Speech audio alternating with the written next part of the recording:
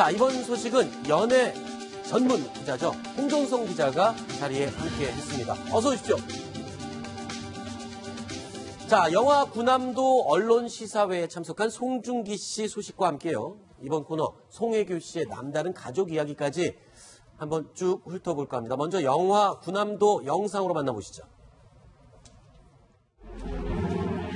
사장님, 조선분이시죠? 저하고 같이 온 딸내미가 이소희라고. 살짝 아직 어린애입니다. 식당 내고 뭐 하는 거야?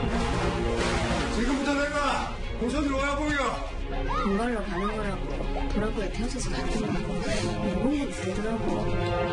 나갈 거야. 여기 있는 조선 사람들 다 같이. 네.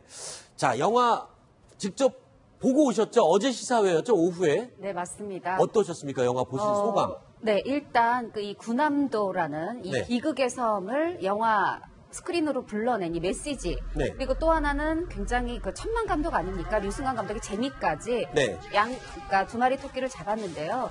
그러니까 뭐 간단히 말씀드리면 이렇습니다. 황정민 씨와 그 김수환이라는 그러니까 딸, 네. 이 부녀지간이 나오는데 네. 그 인생은 아름다워를 두 배우가 찍어요. 네. 또 이제 소지섭 씨와 이정현 씨가 나오는데 거의 그 해밍웨이의 소설이죠. 네. 누구를 위하여 종은 울리나에 조단과 마리아의 사랑처럼 전쟁 속에서 사랑이 또 피어나고요. 아. 송중기 씨가 나오는데 미국에서 이 급한 어떤 스파이예요. 어떤 지적인 스파이랄까 맷 데이먼이 와서 혼자서 원맨쇼 하듯이 그런 네. 액션을 선보이고 근데 이 똑같은 걸 두고 어떤 분들은 와 종합 선물 세트 다 좋아하실 것 같고 네. 어떤 분들은 아 조금만 집중을 해줬으면 더 좋았겠다 네. 아쉬워하실 분도 계실 것 같습니다. 뭐 각종 유명한 영화와 유명 명 배우들을 다 총동원 해서 칭찬하시고 마지막에 한 줄만 비평을 하신 걸 보니까 굉장히 재밌게 보신 것 같네요. 이 영화의 가장 큰 미덕은 전쟁 영화지만 끝까지 지루하지 않다. 재밌게 보실 수 있다라는 게 큰 미덕이라고 하겠습니다. 그렇군요. 자, 그런데 이 구남도 이 영화가 가지는 역사적 의미, 사회적 의미도 중요하지만 이 또 송중기 씨와 송혜교 씨 이야기를 빼놓을 수가 없겠죠. 어제 송중기 씨가 이 시사회장에 나와서 송혜교 씨에 대한 좀 애정을 절절하게 또 드러냈다면서요. 저희 인터뷰 내용 준비되어 있습니다. 뭐라고 얘기를 했는지 직접 먼저 듣고 이야기 이어가 보겠습니다. 혜교 씨가 그 광고를 거절했다는 얘기는 저도 그때 기사로 처음 알았고요. 기사를 보고 처음 든 생각이 굉장히 제 마음속으로도 박수를 보내는 행동이었고요. 그 광고가 저한테 들어왔다고 해도 저도 그랬을 것 같고요. 현재는 제가 사랑하는 사람이 됐고 현재로서는 더욱더 그 과거의 행동을 진심으로 잘했다고 생각하는. 일단은 이 결혼 발표하고 나서 공식석상에서 저렇게 언급하는 건 이번이 처음이죠. 그렇죠. 7월 5일에 결혼 발표를 하고 네. 사실은 이틀 뒤에 포탈 어떤 한 영상 인터뷰에 나왔었어요. 네. 그때는 제게 무슨 일이 있었나요 하고 비껴갔거든요. 네. 그런데 이제 결혼 발표하고 딱 2주 만에 있었던 어제 시사회에서는 송혜교 씨 사랑하는 사람이 되었다라고 구체적으로 이제 언급을 했는데 네. 갑자기 송혜교 씨 얘기를 한 건 아니고요. 이게 참 인연일까요? 그 지난해 4월에 송혜교 씨가 이 전범기업 미쓰비시의 그 자동차 광고의 중국 모델을 거절했거든요. 그랬죠. 그런데 이 영화 구남도 이게 이제 일본 말로 하시마섬인데 네. 이 하시마섬에서 바로 탄광 사업을 통해서 굉장한 수익을 냈던 전범기업이 바로 미쓰비시거든요. 그렇죠. 하다 보니까 이 예비 신부는 그 광고를 거절하고 예비 신랑은 구남도의 어떤 참혹한 그 실상을 고발하는 영화에 나오고 네. 두 사람이 굉장히 개념 배우의 행보를 이어가는 모습입니다. 그렇군요. 뭐 개념도 있고 그리고 또 영화도 역사적인 의미가 있고 굉장히 좋은 것 같습니다만 자 올해 1월 초에 일본에서 이 프로포즈를 송중기 씨가 했다. 이 목격담이 지금 또 화제가 되고 있다면서요. 맞습니다. 도쿄의 한 음식점에 송중기 씨가 송혜교 씨뿐 아니라 네. 지인들 한 30명을 한 음식점에 초대를 한 거예요. 예, 죄송합니다. 이 잘생기고 이쁜 사람들을 이렇게 합성을 해놓으니까 제가 좀 미안하네요. 네, 계속 얘기해 주세요. 네, 가분수가 되었는데요. 네. 근데 거기에서 당시에 이제 송중기 씨가 꽃다발을 주고 주변 사람들이 와하고 환호하고 송혜교 씨가 울었다라는 거예요. 아. 이런 이제 목격담 덕담이, 그러니까 일본 점원이 친구에게 말을 했는데 이게 입 무겁게 가만히 있다가 이제 결혼 발표가 나오자 사실은 내가 친구한테 이런 얘기를 들었었다. 그때 1월에 한 음식점에서 그때 이제 프로포즈를 한 것 같다 얘기를 했고 네. 또 한국의 매체가 직접 일본 그 음식점에 가서 일본 점원을 인터뷰했더니 아 사실이다. 그때 네. 약혼 파티가 있었다라고 증언을 했습니다. 다시 영화 군함도 얘기로 돌아가서 하나 궁금한 게 있습니다. 이 영화 끝날 때 엔딩 크레딧에 송혜교 씨 이름이 나온다면서요. 사실 송혜교 씨는 이 영화에 출연하지는 않았지 않습니까? 근데 왜 송중기 씨 출연 영화에 아무리 결혼을 앞두고 있다고 치지만 송혜교 씨 이름이 왜 나온 겁니까? 뭐 스텝으로 뭐 도움을 준 게 있나요?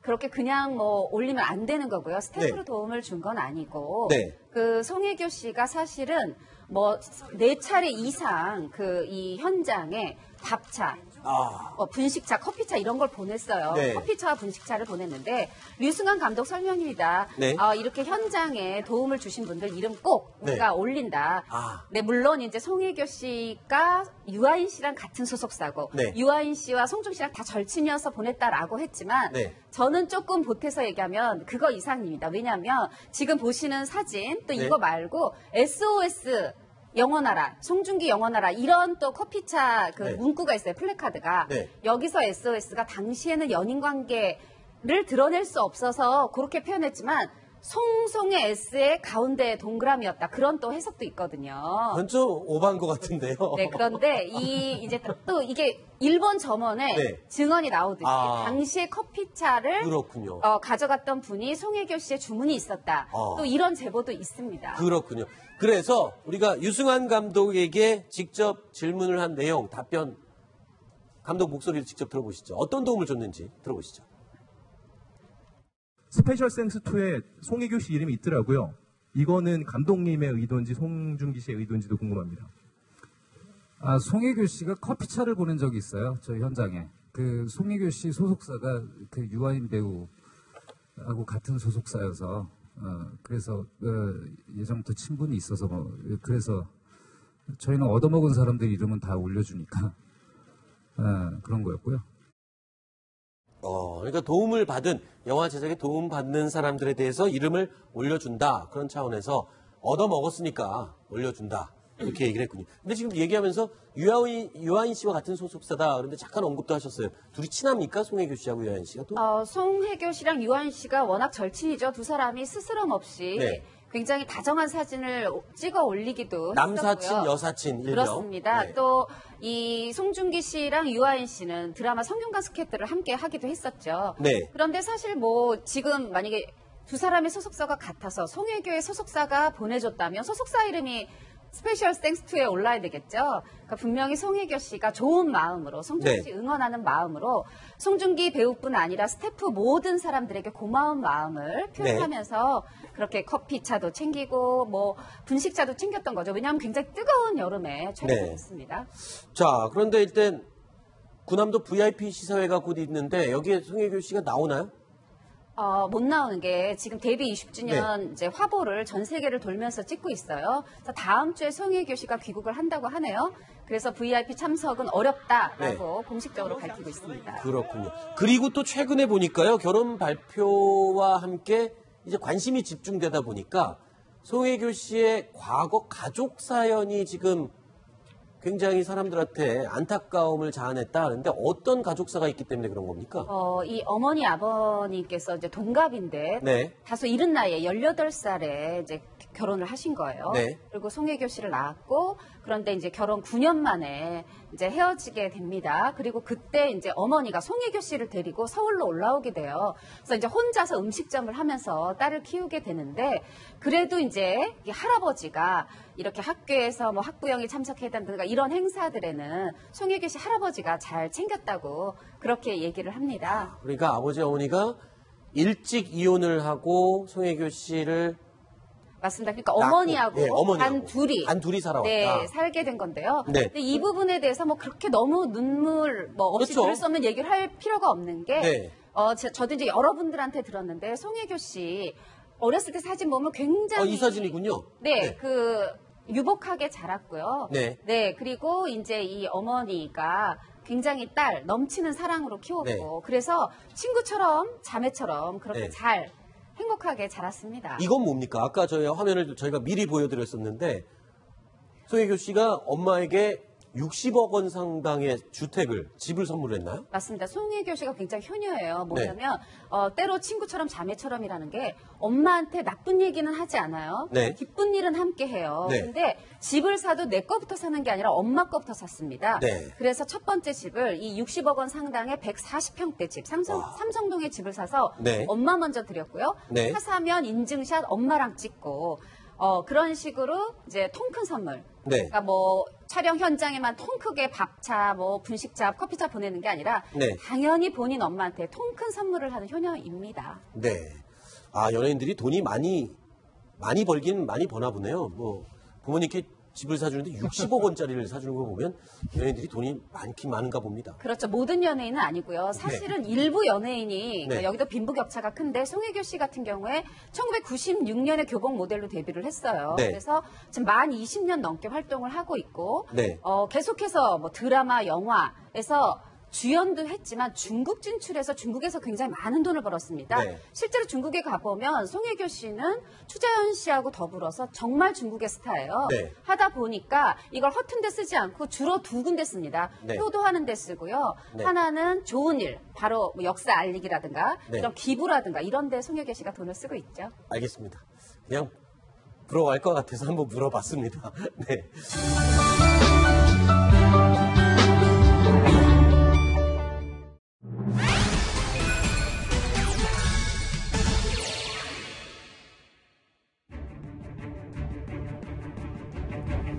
자, 휴가철이 다가온 만큼 바닷가 여행, 해수욕장 찾는 분들 많으실 텐데요.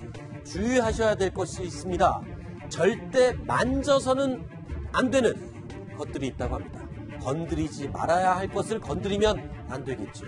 자, 저희가 화면으로 준비했습니다. 첫 번째, 바닷가 가서 만지면 큰일 나는 것들. 파란 고리 문어입니다. 사진으로만 보면요. 아주 파란 고리 무늬가 있는 예쁜 문어입니다. 심지어 문어는 맛있어 보이기까지 하는데 눈으로 보니까 예쁘기까지 합니다. 근데 이게 엄청나게 무서운 거라면서요. 네, 몸에 독을 가지고 있습니다. 네. 지금 화면으로 보면 굉장히 화려하고요. 네. 일단 사람들이 한번 만져보고 싶은 생각이 드는데 그렇죠. 절대 그러시면 안 됩니다. 왜죠? 그 독을 가지고 있습니다. 그 한국의 해수욕장 피서객들을 유혹하고 있는데 네. 이 파란 고리 문어뿐만 아니라 독성을 가진 다른 연체 동물들이 꽤나 많습니다. 네. 이런 맹독성 해양 생물들이 최근에 한반도의 해수면의 온도가 상승하면서 열대 지방에 있던 것들이 자꾸만 들어와서 굉장히 피해를 입히고 있습니다. 자, 파란 고리 문어가 갖고 있는 독 도대체 어느 정도 독이 있길래 그런지 설명을 해주시죠. 파란 고리 문어는 약 10cm 10cm는 요만하네요. 거의 네, 그게- 낙지만한 거네요. 네, 굉장히 작습니다. 조그만 문어, 네. 뭐 쭈꾸미 정도 크기가 되겠는데요. 근데도 문어군요. 네, 그렇습니다. 그런데 이 문어가 우리가 보고에 들어가는 독성 물질인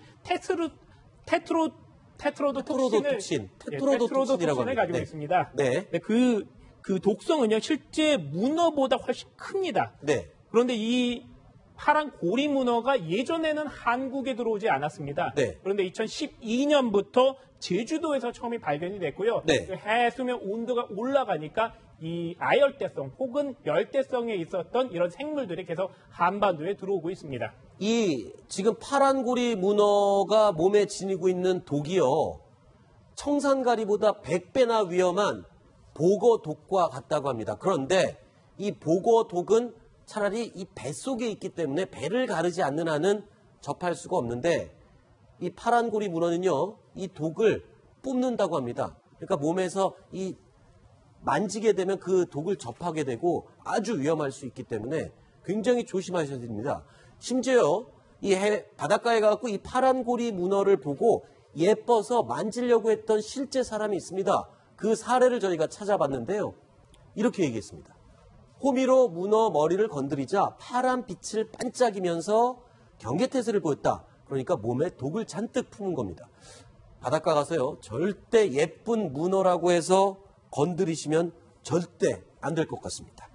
자, 그런데 이 파란 고리 문어 아까 이유정 기자가 설명했는데 원래 우리나라에 없던 건데 어쩌다가 이렇게 들어왔을까?